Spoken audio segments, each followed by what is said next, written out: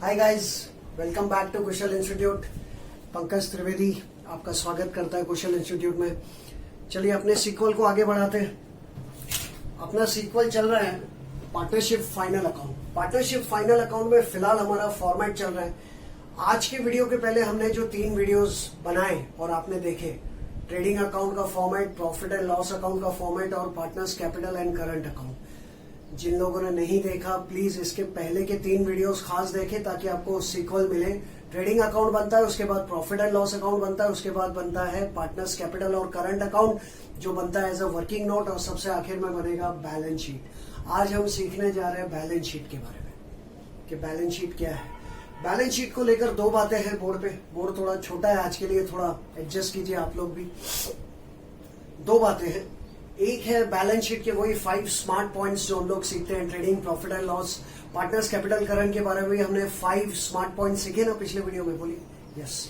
तो आज भी पहले 5 स्मार्ट पॉइंट्स समझ लेते हैं और उसके बाद देखते हैं फॉर्मेट। देखिए कितना बड़ा फॉर्मेट है। This is the format of balance sheet, ठीक है। तो शुरू करते हैं 5 smart points partnership final account balance sheet के बारे में। पहला पॉइंट वही कि रिलेशन, बैलेंस शीट का रिलेशन किससे है। आधे आप लोग ऑब्वियसली एफआईजीसी में पढ़ चुके हैं, आपको पता ही होगा। सो बैलेंस शीट का रिलेशन है लायबिलिटीज एंड असेट्स से। लायबिलिटीज का मतलब कर्ज एंड असेट्स का मतलब प्रॉपर्टी, संपत्ति। So balance sheet is related to assets and बोलो लायबिलिटीज। पर्पस क्या है, बैलेंस शीट क्यों बनाते हैं हम। बैलेंस शीट बनाने से पता चलता है कि बिजनेस की पोजीशन स्ट्रांग है कि वीक है। The purpose is to know the financial position. What is the purpose? To know the financial position.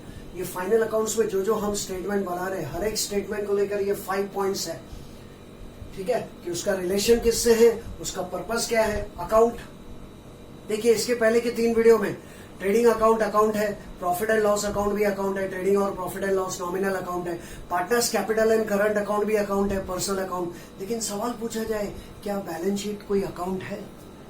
नहीं। देखिए, balance sheet is no account, it is not an account. तो फिर क्या है वो? Balance sheet is just a statement, it is not an account. इसके पहले के तीनों फॉर्मेट अकाउंट्स भी थे और स्टेटमेंट भी थे, but balance sheet is only a statement. What kind of statement? Financial statement, because it shows the financial position of the business. For knowing the financial position of the business, you need to know the balance sheet. तो balance sheet जब आप देखोगे तो आपको पता चल जाएगा कि फाइनेंशियल पोजीशन वीक है, स्ट्रांग है, एवरेज है, क्या है, ये सब आपको पता चलेगा। So what is the purpose? To know the financial position. Account है क्या बैलेंस शीट? एक बार फिर से बताइए, नहीं। और स्टेटमेंट है, कौन सा स्टेटमेंट है? Financial statement, because it shows the financial position. 5वां पॉइंट है, अब तक जितने भी आपने तीनों अकाउंट सीखे, आपने देखा वो तीनों अकाउंट्स भी थे और स्टेटमेंट भी थे, तीनों लेजर अकाउंट्स थे। और लेजर अकाउंट जब आप ड्रॉ करते हैं तो लेफ्ट साइड पे होता है डेबिट, राइट साइड पे होता है क्रेडिट। लेकिन ये बात माय डियर स्टूडेंट्स, प्यारे बच्चों, ध्यान से सुनना, ये बात बैलेंस शीट के लिए लागू नहीं होती है। बैलेंस शीट में लेफ्ट साइड राइट साइड होता है, लेकिन लेफ्ट साइड पे डेबिट नहीं होता। देखिए क्रॉस किया है। और राइट साइड को क्रेडिट नहीं बोलते। लेफ्ट साइड ना 2 से शुरू होता है, राइट साइड ना बाय से। इसमें सिर्फ लेफ्ट साइड लायबिलिटीज होती है, जैसा कि आप यहां देख सकते हैं, लायबिलिटीज और उनका नाम और ये अमाउंट। और राइट साइड पे असेट्स होती है, उनका नाम और amount. There is no to, there is no by, there is no debit, no credit, you can see here. तो ये 5वां पॉइंट है कि इसमें लेफ्ट साइड लायबिलिटीज होती है, राइट साइड असेट्स होती है, इसमें डेबिट क्रेडिट नहीं होता। हाँ, ये बात और है कि जो राइट साइड है असेट्स, वो सारे के सारे डेबिट बैलेंस बताते हैं, और लेफ्ट साइड जो लायबिलिटीज है वो सारे के सारे क्रेडिट बैलेंस बताते हैं। लेकिन हम लोग डेबिट क्रेडिट लिखते नहीं। Is that clear? Balance sheet से related 5 points clear my dear students, बोलो ओके। तो आते हैं फिर फॉर्मेट के ऊपर। जब आप ड्रॉ करोगे बैलेंस शीट, उसका हेडिंग देखिए। आज का ये वीडियो अगर बन जाए ना, इसका भी ये भी डिटेल्स आपको टेक्स्ट बुक में मिल जाएगा। 16-17 पेज अपने अपने टेक्स्ट बुक के पेज नंबर पे आप बैलेंस शीट का फॉर्मेट देखिए, आपको पूरा मिल जाएगा। यहां पर भी जितने एग्जांपल्स मैं दे सकता हूं बैलेंस शीट के फॉर्मेट को लेकर, वो सब मैंने लिखे हैं। एक आध कम हो सकता है, एक आध ज्यादा हो सकता है, लेकिन मैक्सिमम एसवाईजीसी में 12th में जितने भी एग्जांपल्स होने चाहिए वो आपके पास है, ठीक है। ये एक बार आज का वीडियो हो जाएगा, बैलेंस शीट का फॉर्मेट हो जाएगा, तो उसके बाद फिर आपको क्या करना है, जो चारों फॉर्मेट्स हमने सीखे उन चारों फॉर्मेट को एक साथ लाके समझना है कि सबसे पहले ट्रेडिंग अकाउंट होता है, फिर प्रॉफिट एंड लॉस अकाउंट होता है। Trading and profit and loss एक पेज पे बनता है, अगले पेज पे पार्टनर्स कैपिटल एंड या करंट दोनों में से एक बनता है और उसके बाद बनता है बैलेंस शीट। चारों को एक साथ लाके कोशिश करता हूं मैं अगले वीडियो में चारों को एक साथ लाके फिर से एक बार प्रेजेंटेशन दे दूं, आप लोग का रिवीजन हो जाएगा। ठीक है, तो आप लोग जरूर एक एक ध्यान से एक एक फॉर्मेट को समझें। आज हम लोग सीखने जा रहे हैं फॉर्मेट ऑफ बैलेंस शीट। अभी मैंने कहा कि बैलेंस शीट में दो साइड्स होते हैं, left side is liabilities and right side is assets. पहले हम लायबिलिटीज को समझ लेते हैं, असेट्स बहुत सारी है। ठीक है, लायबिलिटीज को एक बार समझ लीजिए आप लोग। फिर से पिछले वीडियो की तरह मैं कहूंगा, लायबिलिटीज को समझने के बाद थोड़ा एक ब्रेक लेके रिवाइंड करके फिर से ये दो चीजें समझ ले और फिर ब्रेक के बाद फिर से आप समझिए कि असेट्स क्या है। अगर ये सारी चीजें आप सीखेंगे, अगर ये सारी चीजें आप सीखेंगे डिटेल में, तो डेफिनेटली आपको एग्जाम में भी फायदा होगा। आप डिफिकल्ट से डिफिकल्ट प्रॉब्लम सॉल्व कर सकते हैं, इस बात की मैं गारंटी देता हूं। So please pay attention, let's begin the format of balance sheet. देखिए, बैलेंस शीट में लेफ्ट साइड क्या है, liabilities, inner column outer column, और राइट साइड क्या है, assets, inner column outer column. पहले समझ लेते हैं लायबिलिटीज साइड को। जब भी आप बैलेंस शीट बनाओगे, हमेशा ऑलवेज, ये तो आपने FIGC में भी सीखा है, always liability side first item क्या होगा, क्या दिख रहा है आपको, कैपिटल। और ये कैपिटल में देखिए दो पार्टनर्स है A और B, तो दोनों का कैपिटल इनर में लिख के टोटल आउटर। लेकिन आपने पिछले वीडियो में सीखा कि कैपिटल भी, मतलब पार्टनरशिप में करंट अकाउंट भी बन सकता है, कैपिटल अकाउंट भी बन सकता है। तो देखिए, अगर फिक्स्ड कैपिटल मेथड है, please refer to the previous video. जिनको क्लियर नहीं हो रहा है, इसके पहले का पार्ट देखिए, समझ में आएगा। अगर फिक्स्ड कैपिटल मेथड है तो ये कैपिटल पहले से ही सीधा बैलेंस शीट में आ जाएगा डायरेक्ट। पिछले वीडियो में मैंने कहा था A और B का कैपिटल है 1 लाख 1 लाख, तो डायरेक्ट 1 लाख भेज दो बैलेंस शीट में। 1 लाख प्लस 1 लाख आउटर में गया 2 लाख। और अगर फ्लक्चुएटिंग कैपिटल मेथड है, माय डियर स्टूडेंट्स, कौन सा, फ्लक्चुएटिंग कैपिटल मेथड, तो आप कैपिटल अकाउंट बनाओगे, उसको क्लोज करोगे और वो बैलेंस निकाल के यहाँ पे लिखोगे। तो चाहे आप कैपिटल को डायरेक्टली लिखो या फिर उसका अकाउंट बना के वहां से भेजो, but the first item should always be capital. The first item is capital, first liability capital. Second item है करंट अकाउंट। अगर आपने प्रॉब्लम में करंट अकाउंट बनाया होगा तो करंट अकाउंट का जो बैलेंस आएगा, पिछला वीडियो देखिए जरूर, फिर से एक बार याद दिला रहा हूं, करंट अकाउंट को क्लोज करके उसका जो बैलेंस है वो आता है कैपिटल के बाद। तो ये फर्स्ट 2 आइटम याद रखें, first item should always be capital. उसके नीचे अगर करंट अकाउंट है तो करंट अकाउंट लिखिए। ठीक है, उसके बाद देखिए ये 3 आइटम्स है, general reserve, reserve fund and profit and loss. ये एग्जाम में आपको कम पूछा जाएगा, लेकिन नॉलेज के लिए आपको आना जरूर चाहिए। जनरल रिजर्व या रिजर्व फंड दोनों का मतलब एक ही है। उसका मतलब क्या होता है, हमारी जो पार्टनरशिप फर्म होती है, उस पार्टनरशिप फर्म ने जो पिछले सालों में जितने भी प्रॉफिट्स कमाए, पार्टनरशिप फर्म क्या करती है, वो पूरा का पूरा प्रॉफिट पार्टनर को नहीं देती। जैसे कि किसी फर्म ने 5 लाख रुपए कमाए, लेकिन उस फर्म ने क्या किया, 5 लाख में से 4 लाख पार्टनर्स को दिए। 4 लाख पार्टनर्स को दिए तो अपने पास कितना रखा, बोलो जल्दी, 1 लाख। तो 1 लाख अपने पास रखा। दूसरे साल फिर प्रॉफिट हुआ 6 लाख, 6 लाख में से 5 लाख पार्टनर्स को दिए, 1 लाख अपने पास रखा।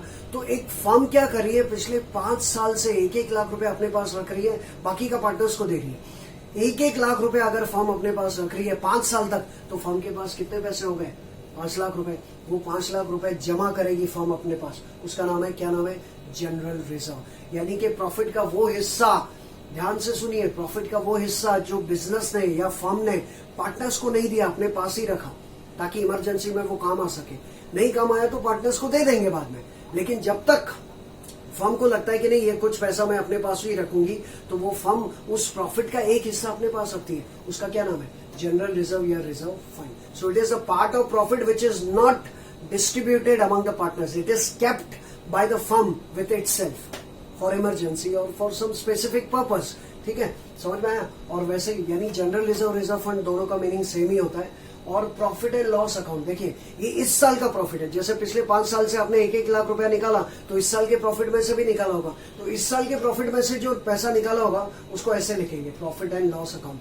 क्रेडिट, मैंने क्रेडिट इसलिए लिखा है ताकि आपको कंफ्यूजन नहीं हो। प्रॉफिट एंड लॉस, क्रेडिट का मतलब होता है profit, and profit and loss debit का मतलब होता है loss. Debit all the expenses and losses, credit all the income and gains.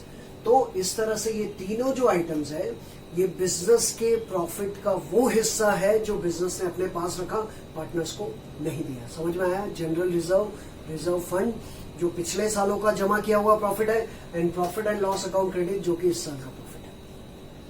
अब मैं एक बात आपको बताना चाहूंगा, आप ध्यान से देखिए। Capital, current, general reserve, reserve fund and profit and loss, ये जो आइटम्स है उसके बाद मैंने ऐसे ही छोटा सा एक ऐसा डिवाइडर किया ताकि आपको समझा सकूं। ये ऊपर की जितनी भी आइटम्स है they are called dear students owners liability, because they are related to owners. ऐसे ही समझने के लिए, एग्जाम में आपको कुछ लिखना नहीं है, ओनर्स है समझाने के लिए। तो ये जो 5 एग्जांपल्स दिए मैंने आपको, capital, current, general reserve, reserve fund and profit and loss, ये जो पैसा है ये फर्म को किसको देना है? पार्टनर्स को। तो उनको अगर हम नाम दें तो क्या कह सकते हैं? ओनर्स लायबिलिटी या ओनर्स फंड। यानी अगर आप देखें यहां पर तो एक बिजनेस के लिए 2 तरह की लायबिलिटीज होती है। एक वो जो ओनर्स को चुकानी है, एक वो पैसा जो मालिकों को देना है, और एक वो पैसा जो बाहर वालों को देना है। जो बाहर वालों को देना है उनको कहा जाता है, देखिए, outsiders liability. So if you see it properly, have a look at properly, the liabilities are classified into 2, owners liability and outsiders liability. बाहर वालों से उधार लिया, उनको पैसा देना है, तो उसको हम क्या कहेंगे? Outside liability. ठीक है, तो ओनर्स लायबिलिटी समझ में आ गई सबको? बोलो, कैपिटल हमेशा फर्स्ट रहेगा, उसके नीचे करंट अकाउंट, और उसके बाद पार्टनर से रिलेटेड रिजर्व्स, जो भी पैसा है प्रॉफिट का वो हिस्सा जिसको हम जनरल रिजर्व कहेंगे, रिजर्व फंड कहेंगे, या profit and loss credit balance, उसके नीचे है। अब आउटसाइडर्स लायबिलिटी की बात करते हैं। आउटसाइडर्स लायबिलिटी मतलब वो सारा कर्जा जो फर्म ने लिया है बाहर वालों से और वो कर्जा चुकाना है। देखिए हेडिंग आपको दिख रहा है, ये आउटसाइडर्स, दीज आर आउटसाइडर्स। अब हमें कौन कौन से पैसे आउटसाइडर्स को देने हैं, ध्यान से देखिएगा। हालांकि आउटसाइड लायबिलिटी, ये जो आउटसाइडर्स लायबिलिटी है ना, उसमें उसके अंदर भी, डियर स्टूडेंट्स, प्यारे बच्चों, उसके अंदर भी अलग अलग टाइप्स है। मैं आपको बहुत ज्यादा टाइप्स बता के कंफ्यूज नहीं करूंगा। आप सिर्फ ये ध्यान रखें कि 2 तरह की लायबिलिटीज है, ओनर्स की लायबिलिटी और आउटसाइडर्स की। आउटसाइडर्स लायबिलिटी में आपने अगर बैंक से लोन लिया है या ओवरड्राफ्ट लिया है तो वो आउटसाइड लायबिलिटी चुकाना पड़ेगा। तो सबसे पहली आइटम है बैंक लोन या ओवरड्राफ्ट। ये जो भी आपको नीचे दिख रहा है, इसमें कोई भी ऊपर आए कोई भी नीचे आए चलता है। ऊपर का ये फिक्स है, मतलब ओनर्स लायबिलिटी में जो जो बताया उसका ये फिक्स फॉर्मेट है, लेकिन नीचे आप किसी को भी नीचे रखे, ऊपर रखे चलेगा। ठीक है, ये एग्जांपल्स देखिए एक एक करके। सबसे पहले बैंक लोन, तो आपने बैंक लोन के बारे में सुना होगा, बैंक से लोन लिया है तो चुकाना पड़ेगा। बैंक से आप लोन भी ले सकते हैं, ओवरड्राफ्ट भी ले सकते हैं। ओवरड्राफ्ट की सुविधा किसको मिलती है? फिर से पूछ रहा हूँ, किसको मिलती है? करंट अकाउंट होल्डर को। जो बैंक में करंट अकाउंट खोलता है उसको क्या मिलता है? ओवरड्राफ्ट। ओवरड्राफ्ट भी एक किस्म का शॉर्ट टर्म लोन होता है। तो बैंक लोन ले लो या बैंक ओवरड्राफ्ट ले लो। मोर्गेज लोन ले लो। मोर्गेज का मतलब होता है किसी चीज को गिरवी रखना। आपने गोल्ड, कार, प्रॉपर्टी गिरवी रख के लोन लिया, it is called mortgage loan. Loan from dash लिखा है मैंने। ये लोन फ्रॉम डैश का मतलब होता है loan taken from that person. ये डैश में वो पर्सन का नाम आएगा जिससे आप लोन लोगे। जैसे loan from Ramesh, loan from mister x, loan from partner. Even the firm में टेक लोन फ्रॉम पार्टनर। अगर हमारी फर्म ने ए से लोन लिया है तो लिखेंगे लोन फ्रॉम ए, लेकिन वहां पर ए आउटसाइडर, भले ही वो पार्टनर है लेकिन लोन लेंगे तो आउटसाइडर की तरह ही उसके साथ ट्रीटमेंट किया जाएगा। तो ये देखिए आप, बैंक लोन है, ओवरड्राफ्ट है, मोर्गेज लोन है, लोन फ्रॉम पार्टीज। इसके अलावा क्रेडिटर्स पता ही होगा। क्रेडिटर्स का मतलब कौन? क्रेडिटर्स मतलब वो लोग हम जिनको पैसा देने वाले हैं, जिनसे हमने उधारी में गुड्स खरीदा है और पैसा दिया नहीं है, तो जिनसे उधारी में गुड्स खरीदा है और पैसा नहीं दिया तो उनको क्रेडिटर्स कहेंगे, और उनको सप्लायर्स भी कहेंगे, because they have supplied goods to us on credit basis. The parties to whom we have to pay some money for credit purchase of goods from them. हमने उनसे उधारी में गुड्स खरीदा है लेकिन पेमेंट नहीं किया है, इसलिए उनको कहते हैं क्रेडिटर्स। दूसरा नाम सप्लायर्स। इनके 3-4 नाम है। देखिए और एक नाम है अकाउंट्स पेबल। क्रेडिटर्स को क्रेडिटर्स भी कहते हैं, सप्लायर्स भी कहते हैं, अकाउंट्स पेबल भी कहते हैं। आगे जब हम प्रॉब्लम सॉल्व करेंगे ना प्यारे बच्चों, आपको मैं बताऊंगा क्रेडिटर्स के और भी अलग अलग नाम है। 3-4 नाम है, अलग अलग नाम। कंफ्यूज हो जाते हैं कि क्या है, जबकि सबका मतलब एक ही है, क्रेडिटर्स। और क्रेडिटर्स क्या है? लायबिलिटी। कौन सी लायबिलिटी एक बार पूछो तो? Outside liability. क्रेडिटर्स का दूसरा नाम सप्लायर्स। अकाउंट्स पेबल का मतलब भी क्रेडिटर्स होता है। बिल्स पेबल, नाम से ही समझ गए होंगे, payable means we have to पे।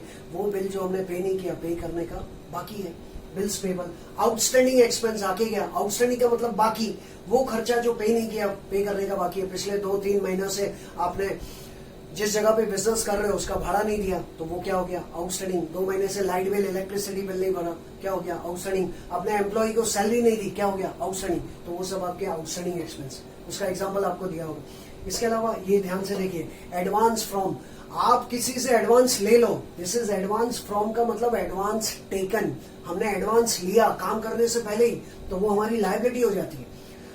आप एक कारपेंटर हो और कारपेंटर के तौर पे आप किसी पार्टी के घर पे जाके उसको कहते हो कि मैं आपके घर पे ये काम करके दूंगा, आप मुझे एडवांस दो, और आपने काम करने से पहले उस पार्टी से एडवांस ले लिया, काम शुरू किया क्या, बोलो नहीं।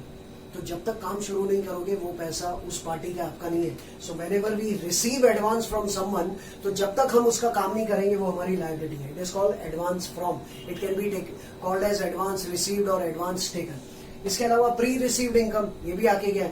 प्री रिसीव्ड इनकम जो होता है वो प्रीपेड एक्सपेंस का अपोजिट होता है। प्री रिसीव्ड इनकम क्या होता है, काम करने से पहले ही पैसा ले लिया, वो भी वैसा ही है, इनकम को पहले से ही ले लो। आपका घर है, आपने किसी को किराए पे दिया, लेकिन आपने क्या किया, उसके पास से 3 साल का किराया एक साथ ले लिया, 3 साल का। तो जो अगले 2 साल का, इस साल का जो किराया है वो तो आपकी इनकम है, लेकिन आपने और 2 साल का एक्स्ट्रा जो रेंट लिया वो क्या है, प्री रिसीव्ड इनकम।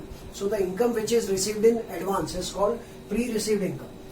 और इसी प्री रिसीव्ड इनकम का और एक नाम है, ध्यान रखिए, कभी कभी स्टूडेंट्स कंफ्यूज हो जाते हैं, income received but not earned, it is called pre received income का दूसरा नाम income received but not earn. क्योंकि 3 साल का भाड़ा मैंने ले लिया, उसमें से इस साल का जो भाड़ा है वो मेरी इनकम है, लेकिन आने वाले 2 साल का जो भाड़ा है क्या वो मेरी इनकम है, नहीं, लेकिन पैसा मेरे जेब में आ गया। तो पैसा मेरे जेब में आ गया, लेकिन वो पैसा मेरे लिए लायबिलिटी है जब तक अगले 2 साल वो जगह आप इस्तेमाल नहीं कर लेते। ओके, तो किसी से काम करने से पहले ही पैसा आपके जेब में आ जाए ना, काम नौकरी पे लग गए और नौकरी पे लगते ही आपको 6 महीने की सैलरी एक साथ मिल गई, जिसके चांसेस कम है, उसकी उम्मीद कम है, लेकिन मान लो ऐसी नौकरी मिली जिसमें 6 महीने की सैलरी एक साथ मिल गई या अगले साल की सैलरी आपको एक साथ मिल गई, तो उसका नाम है pre received income. It is also called as income received but not earn. Income आ गई लेकिन कमाई नहीं, कमाओगे कब, जब काम करोगे। इसका दूसरा नाम है एडवांस इनकम। इसके अलावा ये खास आइटम है, ये भी ध्यान दीजिए, important, provident fund. Provident fund क्या होता है, हमारे जो एम्प्लॉइज काम करते हैं उन एम्प्लॉइज के सैलरी के साथ साथ एक हिस्सा हम उनके नाम से जमा करते हैं। हम उनको हर महीने सैलरी देते हैं, लेकिन एक हिस्सा पीएफ में जमा होता है। पीएफ का फुल फॉर्म याद रखिएगा, जब जब मैं पीएफ बोलूंगा उसका फुल फॉर्म आएगा प्रोविडेंट फंड, और हम उनके नाम से हर साल पैसा उनके नाम से एक फंड बना के उसमें जमा करते हैं, और जब वो रिटायर होगा ना एम्प्लॉय, तब उसको पैसा एक साथ मिल जाता है, उसको कहते हैं प्रोविडेंट फंड। यहां तक कि वो पैसा हम उसके नाम से जमा करते हैं और वही पैसा इन्वेस्ट भी करते हैं उसके नाम से, अच्छे मार्केट में, स्ट्रॉन्ग मार्केट में इन्वेस्ट करते हैं, तो क्या मिलेगा, इंटरेस्ट। उसका नाम है, देखिए, interest on PF investment. Example देता हूं, आप मेरे एम्प्लॉई हो, मैंने आपका 1 लाख का पीएफ जमा किया, क्या नाम है उसका, प्रोविडेंट फंड, लेकिन वो 1 लाख मैंने आपके नाम से कहीं इन्वेस्ट किए थे, उस 1 लाख के ऊपर 20,000 इंटरेस्ट मिल गया, तो अब वो पैसा कितना हो गया, 1,20,000। सो 1 लाख इज प्रोविडेंट फंड। देखिए इनर कॉलम में लिखा है प्रोविडेंट फंड, इनर में कितना लिखा, 1 लाख, और उसके ऊपर जो इंटरेस्ट जमा हुआ कितना, 20,000, तो आउटर में कितना हो गया, 1,20,000। तो इस तरह से प्रोविडेंट फंड और उस प्रोविडेंट फंड के इन्वेस्ट किए गए पैसे का इंटरेस्ट दोनों ऐड करके आउटर में, और ये मेरे लिए लायबिलिटी है, क्योंकि मुझे ये पैसा किसको देना है, मेरे एम्प्लॉय को, मेरा पैसा नहीं है। All these are outside liabilities. What kind of liabilities, outsiders liability. और सबसे लास्ट में प्रोविजन फॉर टैक्स।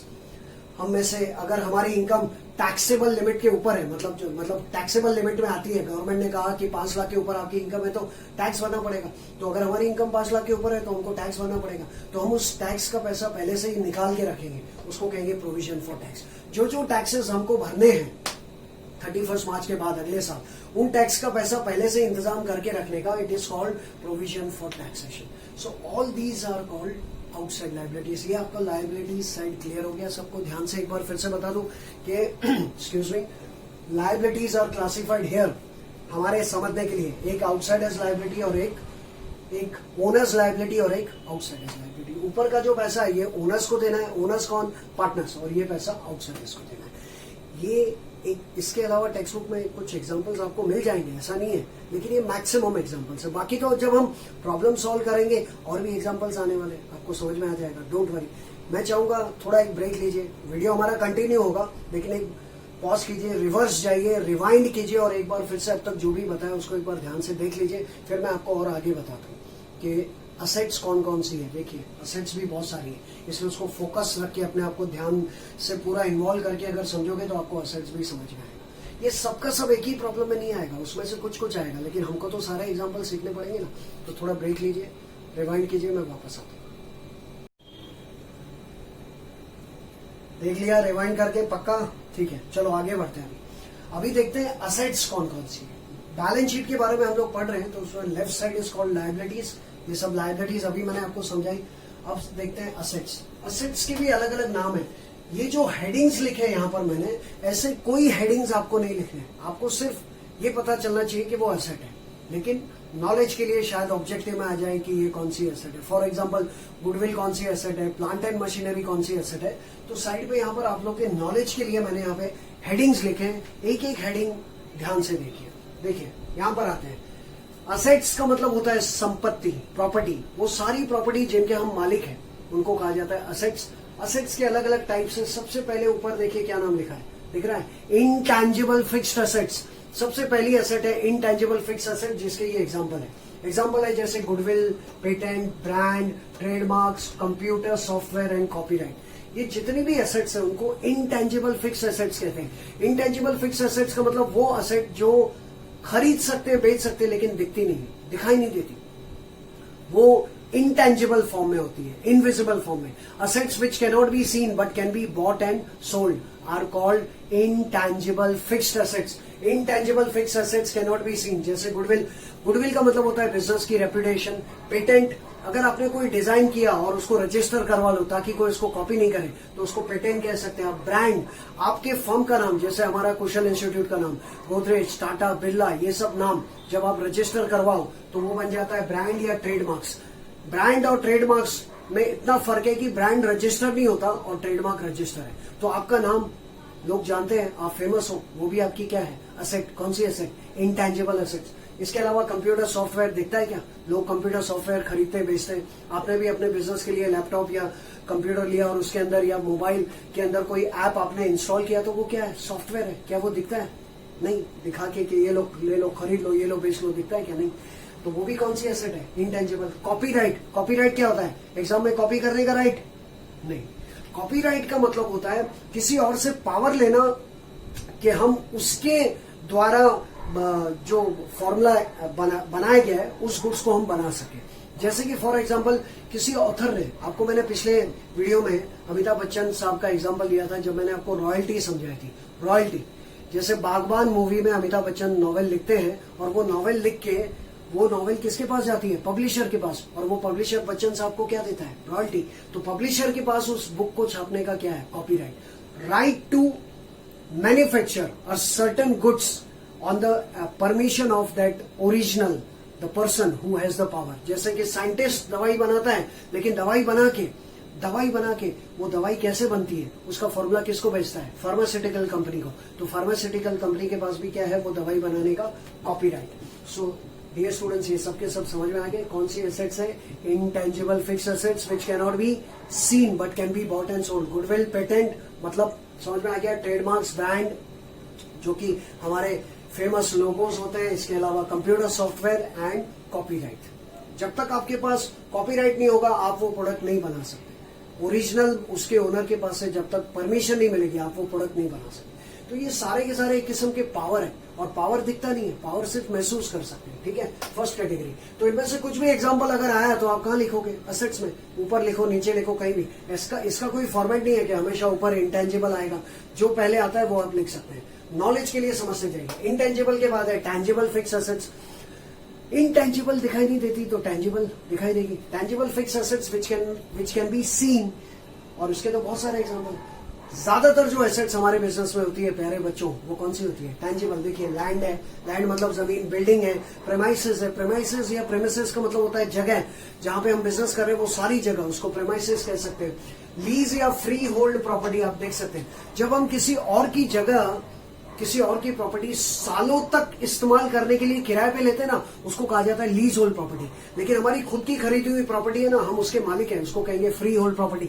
प्रॉपर्टी चाहे लीज होल्ड हो या फ्री होल्ड, है क्या वो आपकी? असेट। देखिए lease hold property, free hold property, plant and machinery, machinery दिखती है, प्लांट जो बड़ा मशीन होता है, मशीन छोटे छोटे मशीनों को जोड़ के बनता है उसको कहते हैं plant, plant and machinery, vehicles, car, bikes, trucks, जितने भी मोटर व्हीकल्स हैं, जितने भी, चाहे वो पेट्रोल से चले, डीजल से, इलेक्ट्रिक से, जितने भी व्हीकल्स हैं उनका एग्जांपल दिया होगा, वैन है या डिलीवरी वैन है, कार है, बाइक से, कुछ भी है, सबके सब क्या है, असेट्स। कौन सी asset? Tangible fix asset. Vehicles के बाद फर्नीचर, फर्नीचर इज एसेट। आपके ऑफिस टेबल, जो भी कुर्सी में, ऑफिस टेबल, कुर्सी या टेबल्स या चेयर्स, जो भी रखा हुआ है आपके ऑफिस में, जितने भी फर्नीचर्स है, शेल्फ्स बने जिनमें आप सामान रखते हो, फाइलें रखते हो, वो सबका सब फर्नीचर में आता है। फिक्सचर, जो दीवारों में फिक्स किया जाता है, उस फर्नीचर को फिक्सचर कहते हैं। फिटिंग्स, फिटिंग्स में जैसे कि यही फर्नीचर फिटिंग हो सकता है, इलेक्ट्रिकल फिटिंग हो सकता है, ट्यूबलाइट फिटिंग हो सकता है, वायरिंग, ये जो फिटिंग किए जाने वाले एसेट्स है, जो फिट करते हैं, they are called fittings. Equipments, equipments का मतलब सामान, फैक्ट्री में रखा है तो फैक्ट्री इक्विपमेंट्स, ऑफिस में रखा है तो ऑफिस इक्विपमेंट्स, ऑफिस में रखे गए सारे सामान को हम क्या कहेंगे? Office equipments. और फैक्ट्री में रखे गए सारे सामान को फैक्ट्री इक्विपमेंट्स। इक्विपमेंट्स भी क्या है? असेट्स। कौन सी assets? Tangible fix asset. Electric and electronic devices, electric devices का एग्जांपल दे तो फैन है, ट्यूबलाइट है, जो इलेक्ट्रिक डिवाइसेस कहा जाता है। इलेक्ट्रॉनिक डिवाइसेस, इनका भी एग्जांपल दीजिए बोले, जैसे काफी ऑफिसेज में टीवी लगा होता है, काफी AC is quite common, refrigerator होता है, लैपटॉप है, कंप्यूटर्स है, म्यूजिक सिस्टम है, माइक सिस्टम है, सीसीटीवी कैमरा सिस्टम है, ये सब इसमें आ गया। यानी इलेक्ट्रिक डिवाइस हो या इलेक्ट्रॉनिक डिवाइस, वो भी क्या है? असेट। इन सब के एग्जांपल्स आपको दिए होंगे। Loose tools, heavy loose tools. Loose tools का मतलब औजार, जो बड़े बड़े मशीनरीज होते हैं, जो हैवी मशीनरीज होते हैं, उनके औजार भी बहुत हैवी होते हैं। अगर करोड़ों का मशीन है तो उसका औजार, उसको फिट करने का या उसको इंस्टॉल करने के जो औजार है, वो भी लाखों के होते हैं। They are called heavy loose tools. क्या है? Tangible fix assets. और लाइफ स्टॉक, लाइफ स्टॉक का मतलब पता है? Stock of animal. आपके पास ऐसे एनिमल्स है, उन एनिमल्स से प्रोडक्ट, जैसे डेयरी फॉर एग्जाम्पल, जो डेयरी प्रोडक्ट्स बनाने वाली कंपनियां हैं, उनके पास स्टॉक ऑफ एनिमल्स रहता है, गाय भैंस, और उनके दूध से वो प्रोडक्ट्स बना के बेचती है। तो उनके लिए गाय भैंस कौन सी एसेट होगी? Life stock. और वो कौन सी एसेट होगी? Tangible fix assets. Tangible fix asset, क्योंकि गाय भैंस उन्होंने बेचने के लिए नहीं खरीदा, उनको प्रोडक्शन प्रोसेस में इस्तेमाल करने के लिए खरीदा है। मतलब अगर आपके पास एनिमल्स है, लेकिन उन एनिमल्स को आप बेचने के लिए नहीं खरीदते, उनको प्रोडक्शन प्रोसेस में यूज करने के लिए अपने पास रखते हो सालों तक, और उनसे प्रोडक्ट जो निकलते हैं, उनके प्रोडक्ट को प्रोसेस करके आप मार्केट में बेचते हो। तो जिन एनिमल्स का स्टॉक आपके पास है, खुद के पास रखा है आपने, they are called life stock. तो लाइफ स्टॉक दोनों में आएगा, लाइफ स्टॉक फिक्स्ड एसेट्स में भी आएगा, करंट एसेट्स में भी आएगा, आपको डिफरेंस समझना है। So all these are called tangible fix assets. समझ में आ रहा है सबको? क्या पढ़ रहे हैं हम लोग? असेट्स। सबसे पहले क्या पढ़ा? इनटैंजिबल फिक्स एसेट, जो दिखती नहीं है लेकिन बिकती है, दिखाई नहीं देती, खरीदा और बेचा जाता है। टैंजिबल तो दिखता भी है, बिकता भी है, देख भी सकते हैं, खरीद सकते हैं, बेच सकते हैं। उसके बाद होता है इन्वेस्टमेंट। याद रखिए, अगर हम अपना पैसा अपने जेब में नहीं रख के कहीं ना कहीं इन्वेस्ट करें तो वो भी हमारी एसेट है। देखिए, इन्वेस्टमेंट कहाँ कर सकते हैं, इन सबको लेकर टॉपिक्स भी आएंगे आपको किसी न किसी सब्जेक्ट में।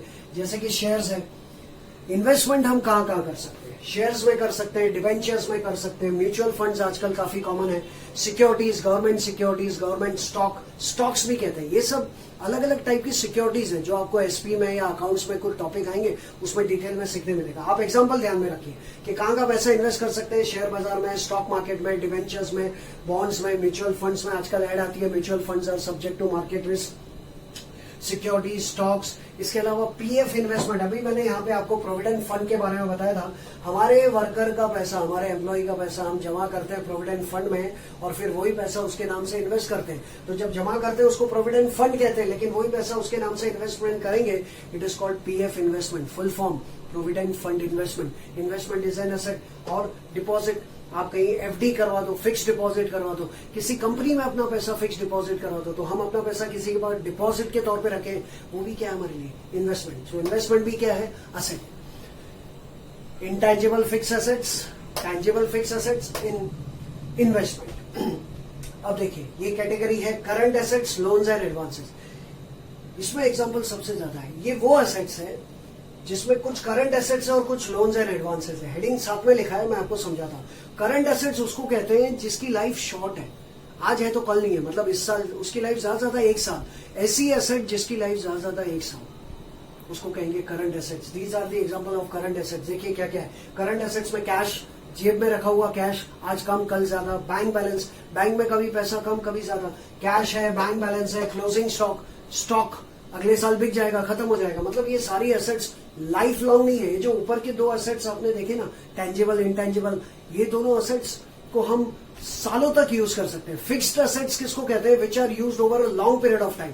बट करंट एसेट्स उसको कहते हैं which are use for maximum 1 year, which are available for maximum 1 year. एक साल में खत्म हो जाएगा। जिसकी लाइफ सालों की है उसको कहेंगे फिक्स्ड एसेट्स, और जिसकी लाइफ ज्यादा एक साल उसको कहेंगे current assets, my dear students. और करंट एसेट्स के example cash, bank, closing stock, unused stationery. आपके पास साल खत्म होने के बाद कुछ स्टेशनरी बच गई, सारी स्टेशनरी खत्म नहीं होती, कुछ ना कुछ बचता है, या कोई पोस्टेज स्टैम्प बच गया, तो वो आपके लिए करंट एसेट्स है। जब तक अगला साल नहीं आता वो आपकी एसेट है। देखिए ये याद रखिए word, unused stationery, unused postage, bills receivable. पूरा चैप्टर आने वाला है बिल्स ऑफ एक्सचेंज के ऊपर।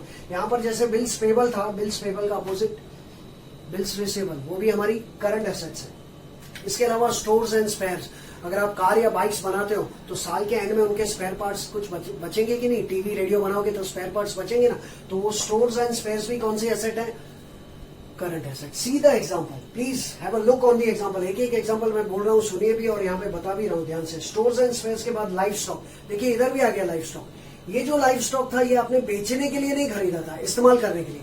लेकिन अगर लाइफ स्टॉक आप खरीदने के लिए खरीदा इसलिए ताकि आप उसको बेच सको। आपने गाय खरीदी और गाय बेची, मतलब आपका काम ही है एनिमल्स को खरीदना और बेचना।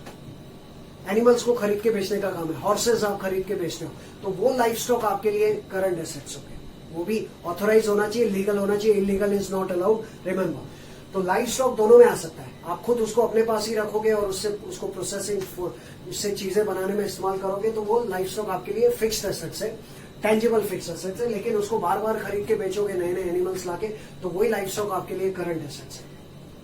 उसके अलावा लूज टूल्स। लूज टूल्स मैंने ऊपर बताया, देखिए heavy loose tools. Heavy loose tools होता है उसकी लाइफ लॉन्ग होती है। लेकिन जो स्मॉल लूज टूल्स होते हैं, कारपेंटर कुछ अपने औजार खरीदता है, तो कुछ औजार है जो हर साल खरीदता है, उसकी लाइफ 2-2, 3-3 महीने में खत्म हो जाते हैं। ऐसे औजार जो ज्यादा से ज्यादा 1 साल तक चलते हैं उसके बाद खराब हो जाते हैं, they are called small loose tools. They are called small loose tools. वो भी करंट एसेट्स। हम लोग पढ़ रहे हैं करंट एसेट्स के बारे में जिसकी लाइफ ज्यादा से ज्यादा 1 साल। देखिए एग्जांपल्स, लूज टूल स्मॉल्स, उसके बाद लाइफ स्टॉक, उसके बाद डेटर्स। जैसे यहाँ पे क्रेडिटर्स था, क्रेडिटर्स लायबिलिटी है, तो डेटर्स एसेट्स। और डेटर्स के भी 2-3 नाम है। डेटर्स का दूसरा नाम है कस्टमर्स।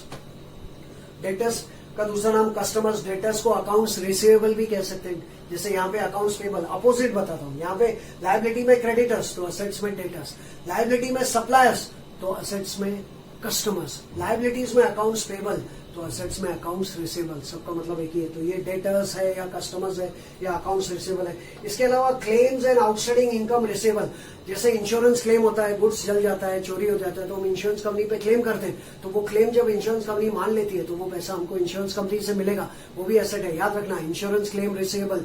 इनकम रिसीवेबल, आपने किसी के यहाँ नौकरी की है, 4 महीने से काम कर रहे हो, पगार मिला नहीं, मिलने का बाकी है, it is called income receivable. क्या है वो? आपकी एसेट्स। कौन सी एसेट्स? Current assets. ये सब current assets.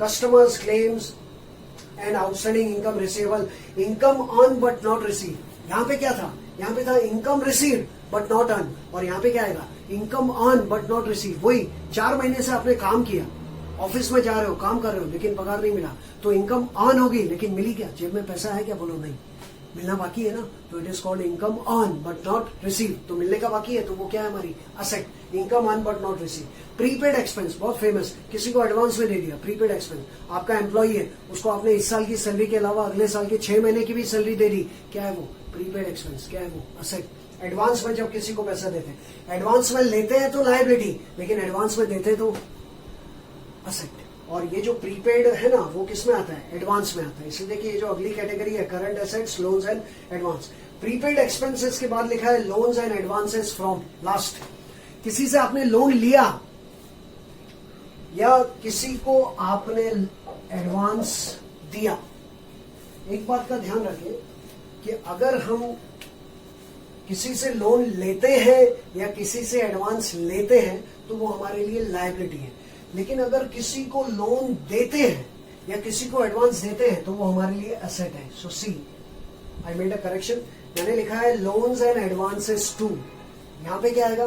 Loans and advances from. इसका मतलब मैंने किसी से लोन या एडवांस लिया हुआ है, लेकिन यहाँ पे क्या लिखा है, लोन एंड एडवांसेस टू, मतलब मैंने किसी को लोन और एडवांस दिया है। अगर मैं किसी को लोन देता हूँ तो पैसा वापस मिलेगा कि नहीं, तो वो मेरी क्या है, assets. Loans and advances to का मतलब लोन्स एंड एडवांसेस के। इस तरह से ये सारी आइटम्स को अगर नाम देना हो तो क्या नाम है, current assets plus loans and advances. Last class में जो एग्जांपल बताया मैंने आपको, प्रीपेड है या किसी को लोन दिया है, किसी को एडवांस दिया है, उसको कहेंगे लोन्स एंड एडवांसेस। और ऊपर के जो भी एग्जांपल है वो सब कौन से एसेट्स, करंट एसेट्स। और एक और चीज, जैसे यहां पर देखिए कैपिटल के नीचे क्या है, करंट अकाउंट, जो कहां से मिला, इसके पहले हमने करंट अकाउंट बनाया होगा उसको क्लोज करके। लेकिन करंट अकाउंट में दोनों तरफ बैलेंस आ सकता है। करंट अकाउंट में अगर डेबिट साइड बैलेंस आता है तो वो यहाँ पे आ गया, किस तरफ, पिछला वीडियो ध्यान से देखिएगा, एंड का। करंट अकाउंट को क्लोज करके जो डेबिट साइड बैलेंस आता है उसको हम कहां पे ट्रांसफर करते हैं, डेबिट साइड, इस तरफ उसको ट्रांसफर करते हैं लायबिलिटी साइड। लेकिन करंट को क्लोज करके बैलेंस क्रेडिट साइड भी आ सकता है, और क्रेडिट साइड का बैलेंस आया ना तो वो यहाँ जाएगा। क्योंकि मैंने आपको पिछले वीडियो में भी कहा था कि करंट अकाउंट दोनों तरफ हो सकता है। तो अगर डेबिट साइड पे बैलेंस आ रहा है तो उसको भेज दो लायबिलिटीज में, और क्रेडिट साइड पे बैलेंस आ रहा है तो उसको भेज दो असेट्स में। साइड बोल रहा हूं मैं, कौन सा बैलेंस है वो नहीं बोल रहा हूं, साइड। इसके पहले का वीडियो ध्यान से देखिए, फिर आपको समझ में आएगा। तो लास्ट आइटम क्या दिख रही है आपको, करंट अकाउंट, जिसमें किसका बैलेंस है, ए और बी का। और सबसे आखिर में एक एक्स्ट्रा बोनस दे रहा हूं आपको, शायद ये आए, लेकिन अगले कुछ पार्टनरशिप के टॉपिक आएंगे, एडमिशन, रिटायरमेंट, डेथ, उसमें आ सकता है। देखिए लास्ट आइटम मैंने यहाँ पे लिखा है, इसको थोड़ा ध्यान से देखिएगा, फिक्टिशियस एसेट्स। फिक्टिशियस एसेट्स उनको कहते हैं, कुछ ऐसी एसेट जो ना दिखाई देती है, जिनको ना हम खरीद सकते हैं, बेच सकते हैं। मतलब those assets which can neither be seen nor be bought and sold are called fictitious. Hindi में कहते हैं काल्पनिक एसेट। वो एसेट नहीं है, नाम के लिए हम यहाँ पे लिखते हैं। और उसमें क्या है, देखिए मैंने यहाँ पर आपको बताया था ना, profit and loss, credit balance. अगर profit and loss credit balance है तो हम कहाँ पे लिखते हैं, लायबिलिटीज। वही प्रॉफिट एंड लॉस अगर डेबिट बैलेंस दिया जाए तो उसको कहाँ पे लिखो, असेट्स में। आपको फिलहाल फाइनल अकाउंट के लिए ये नहीं आएगा, एक एडिशनल चीज दे रहा हूं। प्रॉफिट एंड लॉस अगर लायबिलिटी साइड पे लिखा है तो वो प्रॉफिट है, और प्रॉफिट एंड लॉस अगर असेट्स में लिखा है तो वो लॉस है। तो प्रॉफिट एंड लॉस एक एग्जांपल है, देखिए मैंने डेबिट बैलेंस लिखा है। इसके अलावा एक एग्जांपल है deferred revenue expense. Deferred revenue expense क्या होता है, वो एक ऐसा खर्चा होता है, बड़ा अमाउंट, जो एक बार करते हैं और फायदा सालों तक मिलता है। जैसे कि हमने अपने प्रोडक्ट की एड के लिए किसी फिल्म स्टार को साइन किया और उनको 5 साल का पैसा एक साथ दे दिया। कितने साल का पैसा दिया, 5 साल का। लेकिन अभी तो एक ही साल पूरा हुआ है, कितने साल बाकी है, 4 साल। तो जब तक वो 4 साल खत्म नहीं होते, उस एक्सपेंस का नाम रहेगा डिफर्ड रेवेन्यू एक्सपेंस। ये दो एग्जांपल याद रखिए आप, एक प्रॉफिट एंड लॉस में लॉस, और एक डिफर्ड रेवेन्यू एक्सपेंस। वो खर्चे जो हम एक बार करते हैं लेकिन फायदा सालों तक मिलता है, they are called deferred revenue. अगर ऐसा कुछ आया तो वो भी कहाँ जाएगा, असेट्स में। उनको फिक्टिशियस असेट्स इसलिए कहते हैं क्योंकि उनका फायदा हमको मिलेगा, लेकिन वो पैसा वापस नहीं मिल सकता, उसको हम खरीद या बेच नहीं सकते। They can not B bought and sold, इसलिए उनको फिक्टिशियस कहते हैं। फिक्टिशियस का मतलब होता है काल्पनिक। लिखते हैं एसेट्स में लेकिन ना उनको खरीदा जाता है ना बेचा जाता है। This is the last additional. Mind में आता है, ठीक है, नहीं तो जब हम एडमिशन, रिटायरमेंट, जो पार्टनरशिप के दूसरे टॉपिक पढ़ेंगे उसमें समझ में आ जाएगा। This is the format of balance sheet dear students. आप सबको समझ में आ गया पक्का? खाली ऊपर से बता दूं, सबसे पहले हमने 5 पॉइंट्स के बारे में, 5 स्मार्ट पॉइंट्स के बारे में पढ़ा कि इसका रिलेशन किससे है, बैलेंस शीट का रिलेशन किससे है, बोलिए। बैलेंस शीट का रिलेशन है लायबिलिटीज एंड एसेट्स से। पर्पस क्या है, to know the financial position. Account है क्या, बैलेंस शीट नहीं है, it is not an account. क्या है, स्टेटमेंट। कौन सा स्टेटमेंट, फाइनेंशियल स्टेटमेंट। और इसमें लेफ्ट साइड, राइट साइड, ना डेबिट, ना क्रेडिट, ना टू, ना by. Left side is called liabilities, right side is called assets. ये कोई अकाउंट नहीं है, रिमेंबर। फिर इस तरफ आए, लायबिलिटीज के बारे में हमने सीखा। लायबिलिटीज में 2 लायबिलिटीज 2 तरह की बताई, एक वो जो ओनर्स की है और एक वो जो आउटसाइडर्स की है। ओनर्स में सबसे पहले आएगा कैपिटल, उसके बाद करंट, और उसके बाद ये रिजर्व, जनरल रिजर्व और प्रॉफिट एंड लॉस। उसके बाद आउटसाइडर लायबिलिटी के ये सारे के सारे एग्जाम्पल्स। तो सारा पैसा जो हमें आउटसाइडर्स को चुकाना है, they are called outside liabilities. Assets में आए हम लोग। असेट्स के अंदर हमने अलग अलग टाइप के एसेट्स सीखे, जिनमें सबसे पहला इंटेंजिबल एसेट्स, जो दिखाई नहीं देती। Intangible fix assets can not be seen but can be bought and sold, उसके ये सारे एग्जांपल्स। टैंजिबल फिक्स एसेट जो दिखाई देती है, जिसको हम खरीद भी सकते हैं और बेच भी सकते हैं, उसके ये सब एग्जांपल्स। इनके अलावा एक्स्ट्रा एग्जांपल्स आपको प्रॉब्लम सॉल्व करते करते मिलते रहेंगे। इन्वेस्टमेंट हम कहाँ कहाँ कर सकते हैं, शेयर्स में, डिवेंचर्स में, बॉन्ड्स में, उसके ये सब एग्जांपल। करंट एसेट्स, वो एसेट जिसकी लाइफ ज्यादा 1 साल। फिक्स एसेट की लाइफ लॉन्ग, करंट एसेट की life short, they are called current assets. Loans and advance, अगर हम किसी को लोन देते हैं या किसी को एडवांस देते हैं पैसा काम करने से पहले उसको, तो उसको लोन्स एंड एडवांस मानते हैं। और करंट अकाउंट जो ऊपर से, इसके पहले कौन सा अकाउंट बनाया होगा अपने, पार्टनर्स करंट अकाउंट, उसको क्लोज करके अगर क्रेडिट साइड बैलेंस आया होगा तो वो यहाँ पे जाएगा। प्रॉब्लम सॉल्व करेंगे तब समझ में आएगा, डोंट वरी। और लास्ट में एक एक्स्ट्रा एडिशनल चीज दी मैंने आपको, फिक्टिशियस एसेट जो फाइनल अकाउंट में शायद ही आएगा। और फिक्टिशियस एसेट्स में एक ऐसा एक्सपेंस आता है जो एक बार करते लेकिन फायदा सालों तक मिलता है, जिसको कहते हैं डिफर्ड रेवेन्यू एक्सपेंसेस और लॉसेस। अगर इस तरफ प्रॉफिट एंड लॉस है तो प्रॉफिट, किस तरफ लायबिलिटीज, और असेट्स में तो लॉस। तो ये सब आपकी असेट्स हो गई और ये सब आपकी लायबिलिटीज हो गई। एक इंपॉर्टेंट बात आप सब नोटिस करें, मैं बोलना भूल गया, कि जो बैलेंस शीट है इसमें बैलेंसिंग नहीं होता। देखिए इसका सिर्फ टोटल होता है, कास्टिंग। इसका नाम बैलेंस शीट है लेकिन इसमें बैलेंसिंग नहीं होता। इसके पहले के जो तीनों अकाउंट्स थे उसमें हम उनको कास्टिंग करके क्लोज करते थे, ट्रेडिंग को क्लोज करके ग्रॉस प्रॉफिट ग्रॉस लॉस मिलता है, प्रॉफिट एंड लॉस को क्लोज करके नेट प्रॉफिट नेट लॉस मिलता है। पार्टनर्स कैपिटल का बैलेंस भी हम लोग यहाँ पे ट्रांसफर करते हैं बैलेंस शीट में, और करंट का भी बैलेंस देखिए यहाँ पे हम ट्रांसफर करते हैं। लेकिन बैलेंस शीट को सिर्फ क्लोज किया जाता है, कास्टिंग होता है। दोनों साइड का टोटल सेम होना चाहिए। अगर आपका बैलेंस शीट का दोनों साइड का टोटल सेम है तो आपका प्रॉब्लम ज्यादातर करेक्ट है। जब हम प्रॉब्लम सॉल्व करेंगे तब डेफिनेटली ये बात आपको क्लियर हो जाएगी, ठीक है। तो ये हमारा फॉर्मेट ऑफ बैलेंस शीट आज हो गया।